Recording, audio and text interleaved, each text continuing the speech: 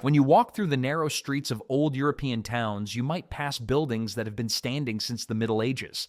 It's mind-blowing to think that some of these houses have survived wars, fires, storms, and centuries of use, all without modern construction technology.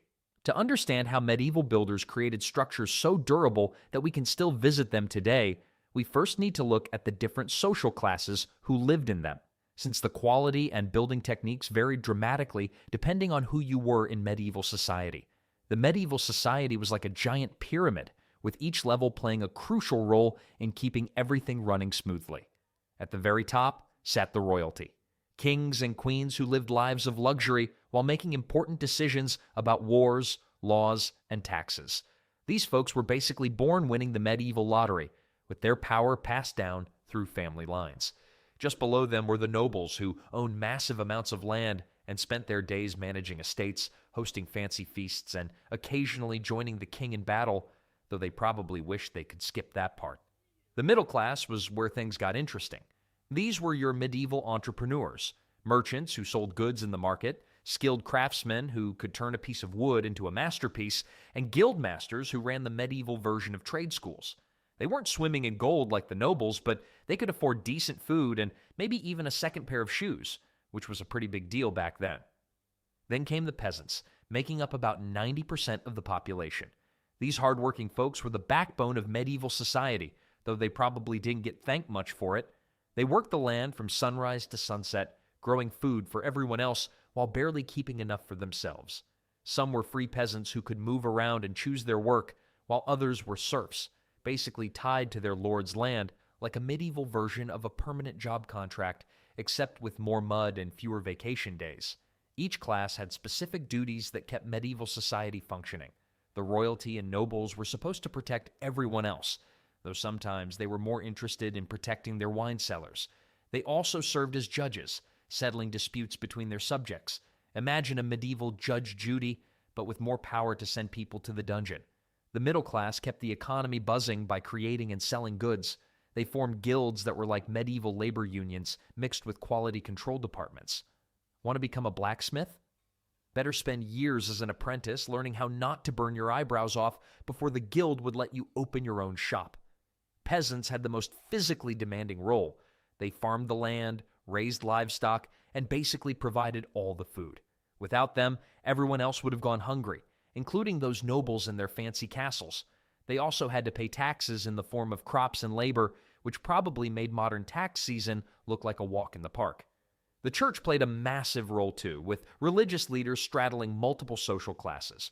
They provided education, though mostly to boys from wealthy families, helped the poor when they weren't too busy building elaborate cathedrals, and generally tried to keep everyone's moral compass pointing in the right direction. One fascinating fact about medieval society was that social mobility was about as rare as a peasant with perfect teeth. If you were born a peasant, you'd probably die a peasant. However, there were a few clever folks who managed to climb the social ladder through education, usually by joining the church or becoming skilled craftsmen. It was like a medieval rags to slightly better rags story. The whole system was held together by something called feudalism, a fancy term for "I'll protect you if you work for me and give me stuff." It wasn't exactly fair, but it kept things running for centuries, even if the peasants might have had some choice words about the arrangement, which they wisely kept to themselves, as medieval nobles weren't known for their sense of humor about criticism. The structure of medieval society didn't just shape how people lived and worked, it literally shaped how they built their cities, carving social hierarchies into stone and mortar. Medieval cities were like layer cakes of social status, except instead of sweet frosting between the layers, you had narrow, winding streets that probably hadn't seen a good cleaning since the Romans left town. These cities grew in a circular pattern, with the most important buildings smack in the middle. At the heart stood either a massive cathedral reaching toward heaven or a castle that made sure everyone knew who was boss. Sometimes both, just in case anyone forgot who ran the show. The wealthy neighborhoods spread out from this center like ripples in a pond, but instead of getting weaker, they got progressively more cramped and smelly. Rich merchants and skilled craftsmen claimed the prime real estate near the center, close enough to smell the incense from the cathedral, but far enough from the outer walls to avoid the first wave of any attacking army. Medieval real estate agents really had to consider different selling points back then. Speaking of walls, they were the medieval equivalent of a gated community, except instead of keeping out door-to-door salesmen, they were designed to stop entire armies.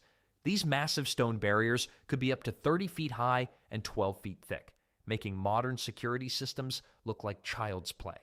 Cities usually had between 2 and 8 gates that closed at sunset, which meant if you were late getting home, you might have to explain yourself to some rather grumpy guards.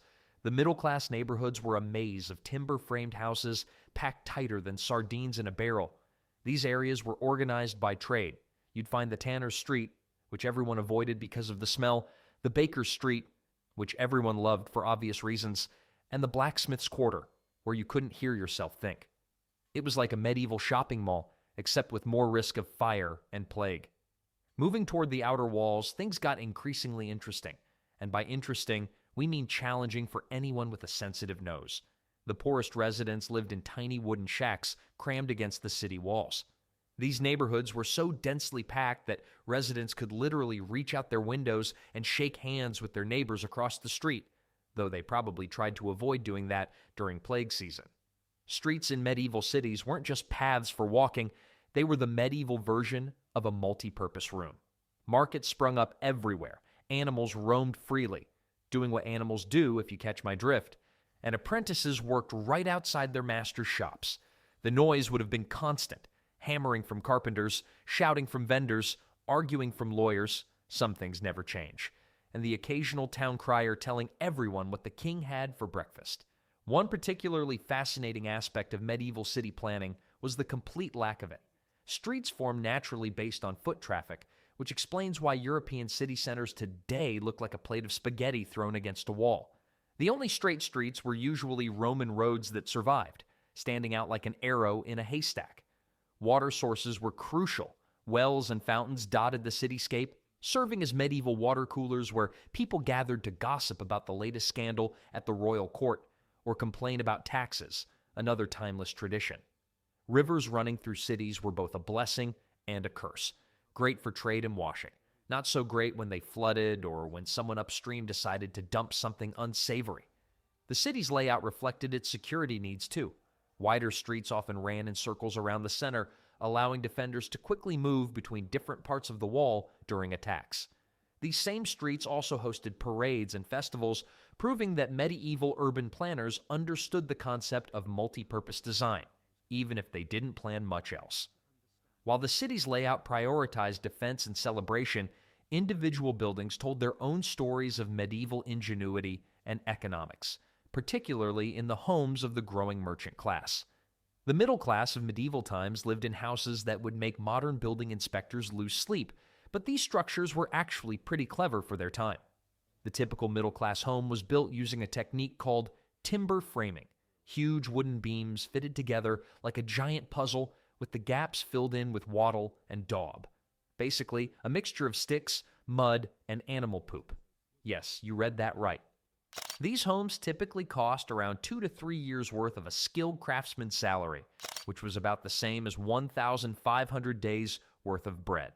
The ground floor usually featured a shop or workshop facing the street where the owner could sell their goods or practice their trade. Behind this was a kitchen area with a hearth that served as both the family's cooking spot and their medieval version of central heating. The smoke from the fire would rise up through the house and eventually find its way out through holes in the roof, making these homes the world's first, albeit unintentional, smoke-preserved buildings. Your clothes always smelled like barbecue, but hey, at least you were warm. Upper floors contained the living quarters, with each floor typically being one big room divided by hanging tapestries or wooden screens. Privacy wasn't really a medieval strong suit. The whole family often slept in the same room, along with any apprentices living with them. The beds were raised platforms filled with straw, changed yearly if you were fancy, never if you weren't. And people slept sitting up because they believed lying flat would invite death, though this might have had more to do with avoiding the smoke than any superstition. Storage was built into every possible nook and cranny. Clever, built-in cupboards and chests held everything from tools to textiles. The windows were covered with oiled parchment or thin animal horn instead of glass, which was astronomically expensive. These translucent coverings let in some light while keeping out most of the rain and only some of the draft. Medieval folks were tough cookies when it came to dealing with the cold.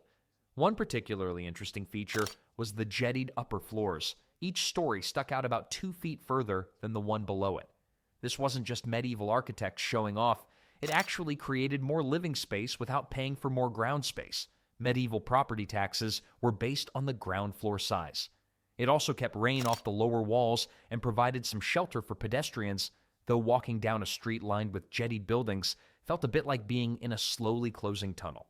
The furniture inside these homes was surprisingly minimal by today's standards. Most pieces were multifunctional. Tables folded down from walls, chests served as both storage and seating, and beds often doubled as couches during the day. The most expensive piece was usually the cooking pot, which could cost as much as a cow and was often specifically mentioned in wills. These houses weren't just homes. They were investments that could be passed down through generations.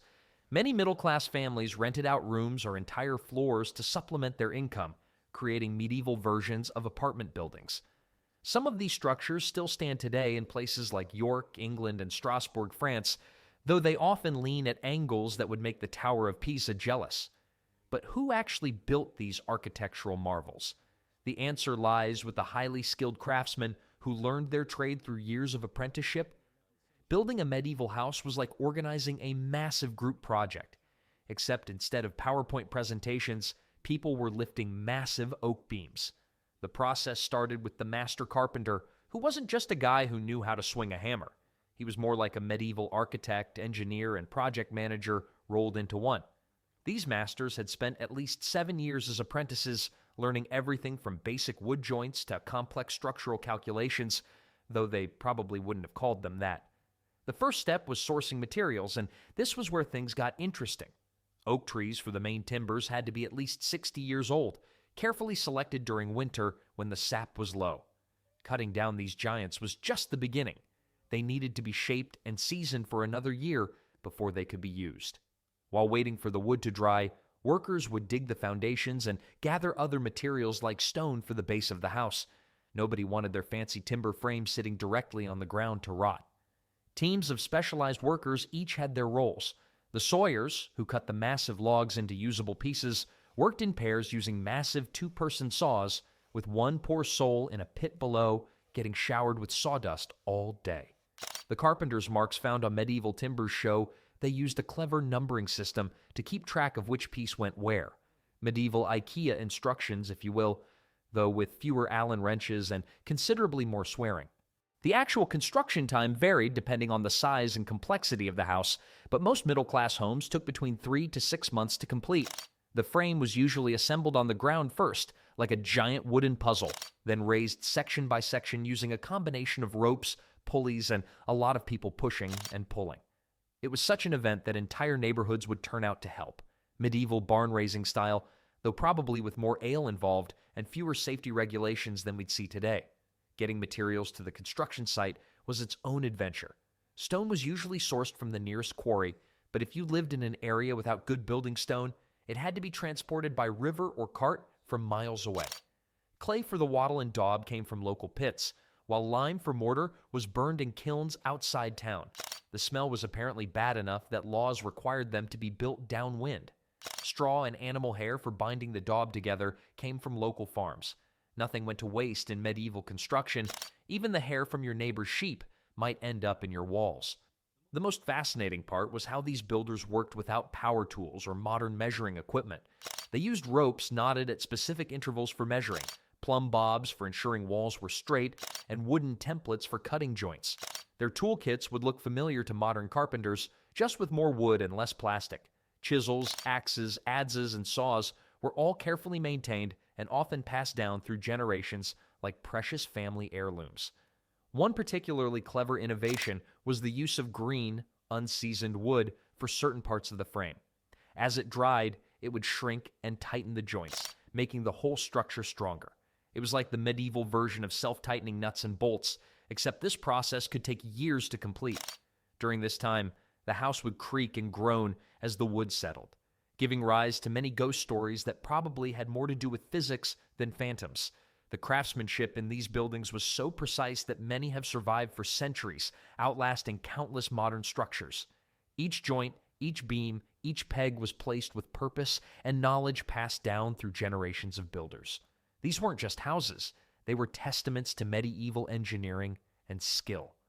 While these skilled craftsmen were busy creating homes for the middle class, an entirely different level of construction was taking place for the wealthy and royal residences. Royal and noble houses took medieval architecture to a whole new level. Literally, since some of their towers reached heights of over 80 feet. These magnificent buildings were constructed primarily from stone, which wasn't just about showing off wealth, though that was definitely part of it. Stone buildings could withstand attacks, fires, and the test of time. The walls were often 8 to 10 feet thick at the base, built with a technique called rubble-filled masonry, where two outer walls of dressed stone sandwiched a core of rubble and mortar. It was like a medieval stone sandwich that could stop arrows and siege weapons. The price tag for these palatial homes was astronomical. A large manor house could cost the equivalent of 850 years of a skilled craftsman's wages. That's not even counting the interior furnishings, which included luxuries like glass windows, each one costing about the same as a small farm, elaborate tapestries to keep the drafts out, and enough gold and silver plates to feed an army, which they sometimes had to do. Speaking of armies, these houses needed an army of staff just to keep them running. A typical noble household employed between 30 to 50 servants in various roles. You had your basic housekeepers and cooks, but also specialized positions like the keeper of the wardrobe, basically a medieval personal stylist, the master of the horse in charge of transportation, and even professional food tasters, arguably the most dangerous job in the medieval world. The staff hierarchy was more complex than a modern corporation's organizational chart. The interiors were designed to impress. The Great Hall was the heart of these homes, with ceilings high enough to let the smoke from the central hearth rise above the heads of diners. Fancy homes had chimneys, a revolutionary technology at the time that actually drew smoke out of the building instead of just hoping it would find its way out eventually. Windows were strategically placed to provide both light and defense, often with window seats built into the thick walls where ladies could sit and embroider while keeping an eye out for approaching visitors or invading armies. Storage was built for the long haul. These houses included massive cellars for keeping food and wine at constant temperatures and strong rooms for valuables. The kitchens were usually in separate buildings to reduce fire risk. Medieval fire insurance wasn't really a thing. Some houses even had primitive plumbing systems with rainwater collected from the roof and distributed through lead pipes, though given what we now know about lead, maybe the peasants were better off with their simple wells. The construction methods ensured these buildings would last centuries. Foundations were dug deep into bedrock. Stones were carefully shaped to fit together perfectly, often with iron cramps, and lead poured between them for extra stability. Roofs were built with massive oak beams, many of which are still holding up today, 500 years later. The wood was often sourced from 200-year-old trees, meaning some of these roof timbers started growing during the Roman Empire. Yet while these magnificent homes stood as symbols of wealth and power, just outside their walls, the homes of the common people told a very different story. The stark contrast between noble mansions and peasant homes perfectly captured medieval inequality. While nobles worried about which tapestry matched their throne room, peasants hoped their roof would survive another winter. Peasant houses were tiny, usually just one room measuring about 12 by 24 feet. That's smaller than most modern living rooms, yet entire families plus their animals lived in this space. The animals weren't there for company. They provided essential body heat during winter, though probably not the most pleasant aromatherapy experience. Construction of these humble dwellings was quick and dirty, literally. The most common building technique was cruck construction, where two large curved timbers formed an A-frame. These weren't fancy oak beams either. Peasants used whatever trees they could find or were allowed to cut from the Lord's forest. The walls were made from wattle and daub, but unlike the carefully crafted walls of middle-class homes, peasants used whatever they could get their hands on. Straw, mud, dung, and even leftover animal bones mixed into the wall material. Medieval recycling at its finest. The roof was typically thatched with straw, which needed replacing every few years. A good thatch job could last up to 5 years if you were lucky, but most peasants couldn't afford quality materials or skilled thatchers. Instead, they patched their roofs annually with whatever plant material was available: reeds, heather, or even turf. During particularly bad years, it wasn't uncommon to see peasant houses sporting green, grassy roofs like some kind of unintentional medieval eco-home. The floor was usually just packed earth, sometimes covered with rushes or straw for insulation. These ground floors often became slightly sunken over time as years of sweeping and foot traffic wore them down, creating what archaeologists today excitedly call subterranean features, but what was really just a hole that collected water when it rained. Some peasants dug drainage channels around their houses, though these often became impromptu sewers, making the front yard smell like a medieval festival portable toilet. Furniture was minimal and rough. Most families had a single table and maybe a bench or two. Beds were luxuries. Most people slept on straw pallets on the floor. The central feature was the hearth, just a fire pit in the middle of the room with smoke finding its way out through a hole in the roof. This setup meant the house was either smoky or freezing, depending on whether you'd lit the fire, a real pick-your-poison situation. These houses typically lasted about 20 to 30 years before they needed to be completely rebuilt. That might sound short, but considering they were built in about 2 weeks with materials that could be gathered within walking distance, it wasn't a bad return on investment.